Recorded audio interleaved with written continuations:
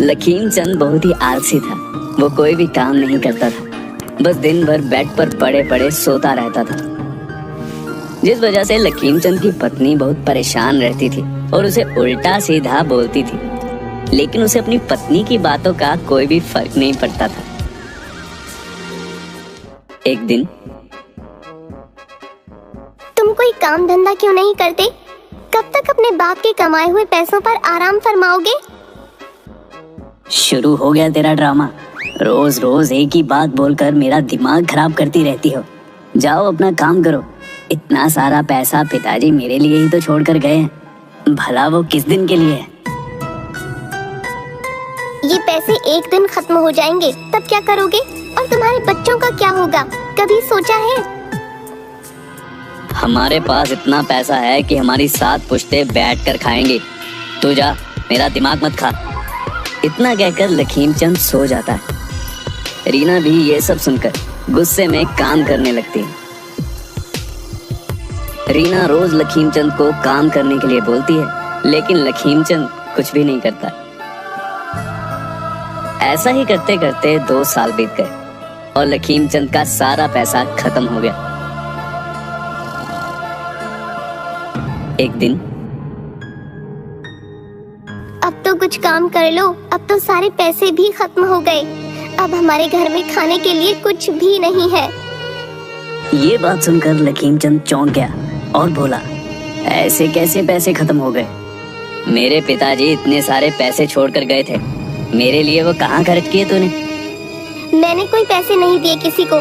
तुम्हें मैं इतने दिन से कह रही हूँ, लेकिन तुम्हें समझ नहीं आ रहा। अब सारा पैसा खत्म हो गया, तुम मुझे सुना रहे हो? क्या सच में वो सारे पैसे खत्म हो गए? हाँ। लखीम चंद सर पे हाथ रखकर बैठ जाता है, फिर सोचते हुए बोलता है, मुझे माफ कर दो, मैं आज से ही काम करने जाऊंगा। ठीक है। लखीम चंद काम की तलाश में चलते चलते एक जंगल में पहुंच जाता है। बहुत दूर चलने की वजह से लखीम चंद बहुत थक जाता है और आराम करने के लिए एक पेड़ के नीचे बैठ जाता है। और थोड़ी ही देर में लखीम चंद की आंख लग जाती है। अचानक वहां घोड़े की आवाज आती है, जिसे सुनकर लखीम चंद उठ जाता है और थोड़ी दूर जाके देखता है तो उसे झरने के पास 4 लोग दिखाई देते हैं। ये देखते देखते लखीम चंद उनकी बातें सुनने के लिए झाड़ियों के पास छिप जाता है। उन 4 लोगों में से एक व्यक्ति बोलता है कि जाओ तुम लोग, मैं अभी सोना लेकर आता हूँ। ये बात सुनकर वो सब वहां से चले जाते हैं।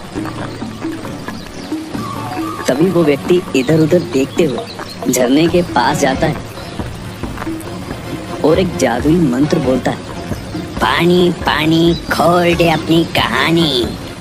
ये मंत्र सुनते ही झरना 2 अलग अलग भागों में बंट जाता है और एक सोने की गुफा बन जाती है। वो व्यक्ति गुफा के अंदर जाता है।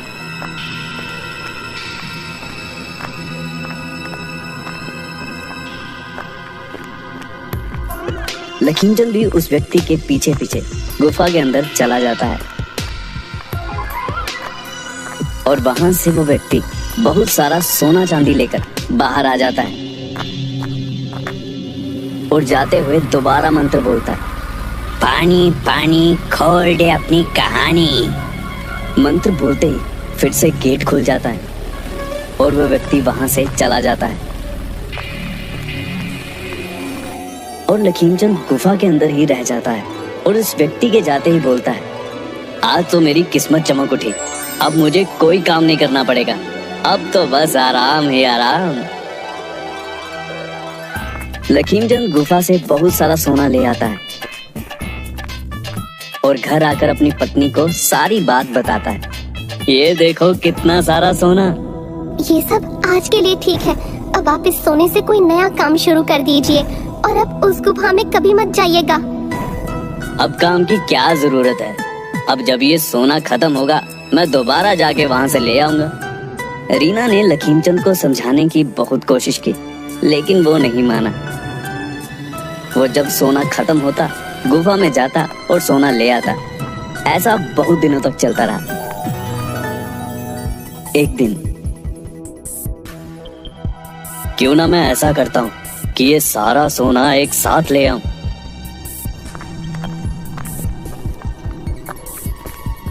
ये सोचकर लखीमचंद गुफा में जाता है।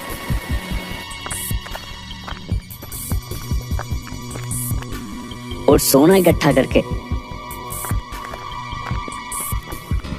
गुफा से बाहर आने के लिए मंत्र बोलता है। वो इतना खुश होता है कि मंत्र भूल जाता है और हर बार गलत मंत्र बोलता है।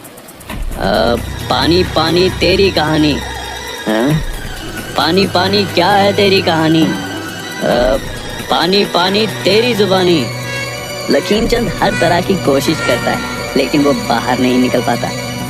वो रोते रोते एक कोने में बैठ जाता है और बोलता है, काश मैंने अपनी पत्नी की बात मान ली होती और लालच ना किया होता तो आज मेरे साथ ये नहीं होता। लखीमचंद अपने लालच के चलते उसी गुफा में फंसा रह जाता है। हर रोज वो गुफा खोलने की कोशिश करता लेकिन वो हर बार नाकाम रह जाता।